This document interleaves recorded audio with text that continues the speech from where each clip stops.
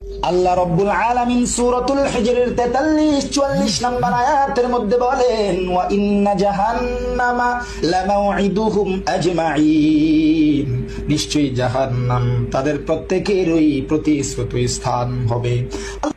এ বন্ধু, হাফিজুরের দালালি ছাড়ো। আল্লাহ তাআলা এত নাজ নেয়ামত দান করছে, এত সুন্দর কণ্ঠ দান করছে, কারো দালালি করার জন্য না, একমাত্র জন্য বলি, কারো দালালি করার দরকার নাই, কারো সুর নকল করার দরকার নাই। আল্লাহ তোমারে যে সুর দিছে ওই সুরটা নিয়ে সন্তুষ্ট থাকো। এরে, তুই যে আমারে নসিহত করলি, তোর গলায় তো হাফিজুরের আওয়াজ শোনা যায়। তুইও তো হাফিজুরের দালালি কইরা কইরা আরেকজন রে নসিহত দেস না, না, আরেকজনের দালালি কইরা কইরা অন্য জন রে নসিহত দিস না। ভালো হয়ে যাও।